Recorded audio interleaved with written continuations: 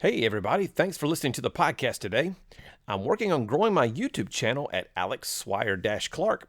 I would love for you to subscribe to the channel and like any and all videos that provide value to you. All of the podcasts can be found there, as well as lots of different video content on emotional intelligence and how you can apply it to improve your personal and professional relationships. Thanks for subscribing, and now on to the show. Why do couples fight all the time? Make the dumb bed! Just make the bed! One time! Nobody's coming to my house. Why do I need to make the bed? Let's get some reasons why and figure out how to solve some of that conflict.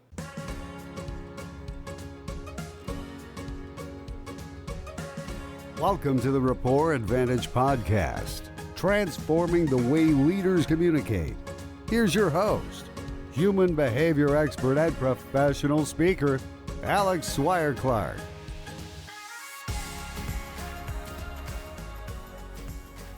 Why do couples fight all the time? Well, we're all blessed with unique and wonderful personalities. We see the world through this specific lens, and until we learn to broaden that lens, we're never going to really get along in a way where we understand others. If you really want to improve the way you work with people, whether it be in a marriage, work situation, in an organization, a basketball team, it doesn't matter. You've got to understand yourself, and you've got to understand others, and then be able to adapt your behavior to meet others where they are. I can divide the world into folks who are outgoing, folks who've never met a stranger, talk to a squirrel on the side of the road, super energy, fast-paced, ready to go. And then I can divide the world, the other part, into more reserved folks. A little more shy, a little more cautious, don't want to speak unless spoken to. And so when we divide those two worlds apart, we have these high-powered, really fast-paced, going and doing and moving all the time, energetic, enthusiastic, fast-paced folks.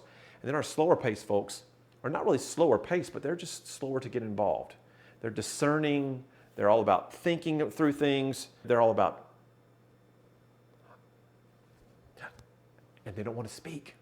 And so our job as faster-paced folks is to help pull that out. But anyway, we've got this outgoing versus reserved dynamic. So we talk about outgoing versus reserved, we're talking about your internal motor or your pace. And so for you, if you're an outgoing person, if I leaned in very closely and listened to your internal motor, it would sound like this. Rum, rum, rum, I mean, you're ready to go. I mean, let's get this video on the road, man. I got a plane to land. Let's go. So always going fast, moving. But then if I come over here and listen to these reserved people, their internal motor sounds like this. And if they get really excited, it sounds like this. Never too high, never too low. Really steady, really steady. So it's a wonderful attribute. So in terms of this whole couples arguing and we're getting into conflict, well, those fast people, they want to go fast. Those slower people, a little bit more slower pace. So that's one division. So determine right now, am I an outgoing person or am I a reserved person? We'll talk about your significant other later. Now we're going to move into, are we task-oriented or are we people-oriented?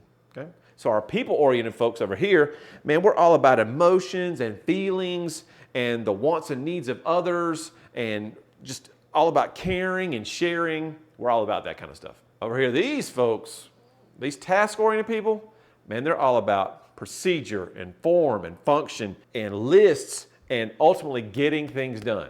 Emotions over here, getting things done over here. Okay? So when we talk about this particular movement of people versus task, this is where 90% of all conflict in any relationship comes. It's from this division. It's not from the first one. It's not outgoing versus reserved. It's this division. It's task versus people. Let me give you an example. My wife is a super task-oriented person, just a mega off-the-charts task-oriented person, and I am a people person. So we really are far apart on the scale in terms of what we like to do and how we gain our energy.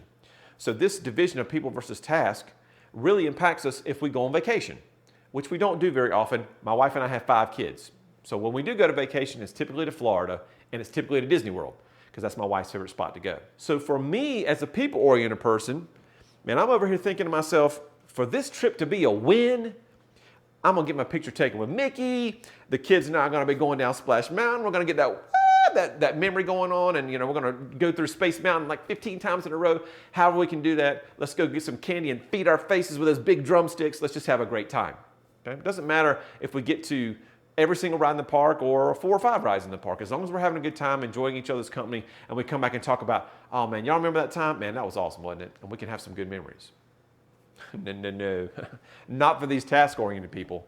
Man, a Disney World vacation starts in the parking lot because we're going to be in that parking lot at 7:02, ready to hit that tram by 7:18 because we're going to be at the front of the park by 7:59. We've got those fast passes for Splash Mountain and Space Mountain coming at 8:21, 8:47. We're handing out agendas to everybody in the group, even the 2-year-old. She's got one. I mean, everyone knows what we're going to do. Bathroom breaks. Oh, they're not going to be flexible. We're going at between 10 and 10:15. And if you don't have to go, you better be wearing some kind of undergarment or you better go in the woods or something. I mean, you got to get that stuff done. Task-oriented people, for them to have, yes, this is a win, they're going to go through their list. Did we get to every ride on the list? If they didn't, it's a failure. It's a failure to them. But why is that? Because that's how they're wired.